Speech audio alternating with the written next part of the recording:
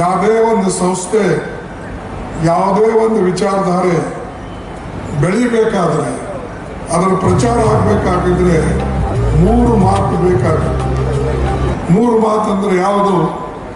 ಒಂದು, ವಿಚಾರ. ಬಸವಣ್ಣನವರ ವಿಚಾರ ಎಲ್ಲರಿಗೂ ಗೊತ್ತಿದೆ. ಆದ್ರೆ ಆ ವಿಚಾರದ ಪ್ರಚಾರ ಆಗಲಿಲ್ಲ ಅಂದ್ರೆ ಅದು ಮನೆಯೊಳಗೆ ಉಳಿಯುತ್ತದೆ, ಮಠದೊಳಗೆ ಉಳಿಯುತ್ತದೆ, ಗುರುಕುಲದಲ್ಲೇ ಉಳಿಯುತ್ತದೆ. ಅದ್ರ ಪ್ರಚಾರ ಆಗಬೇಕು.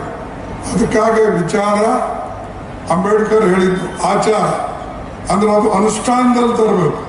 ನೀವು ಅನುಷ್ಠಾನದಲ್ಲಿ ತರದೆ ಹೋಗಿ ಬರೀ ಮೇಲಿನ ಮಾತಿಗೆ ಎಲ್ಲರೂ ಹೇಳಿಕೊಂಡು ಹೋದ್ರೆ ದೇಶದ ಉದ್ಧಾರ ಆಗೋದಿಲ್ಲ, ಸಮಾಜದ ಉದ್ಧಾರ ಆಗೋದಿಲ್ಲ, ನಮ್ಮ ದೇಶದಲ್ಲಿ ಸಮಾನತೆಯೂ ಬರೋದಿಲ್ಲ.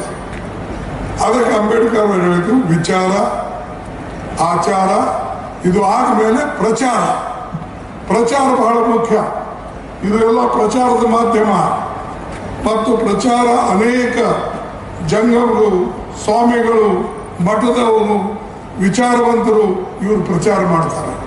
ಇವರು ಪ್ರಚಾರ ಮಾಡಿದ್ದ ವಿಚಾರಗಳು ಇಡೀ ದೇಶದಲ್ಲಿ ಅಸ್ತಿತ್ವದಲ್ಲಿರ್ತವೆ, ಪ್ರಪಂಚದಲ್ಲಿ ಅಸ್ತಿತ್ವದಲ್ಲಿ.